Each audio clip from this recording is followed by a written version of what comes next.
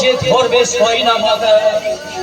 ঠিক ঠিক বাসুদেব, শত ঠিক তোমার কুটির কৌশলে একেবারে বছরে তুমি শোকের কি দারুণ যে জ্বালাই আজ চলেছে জননী।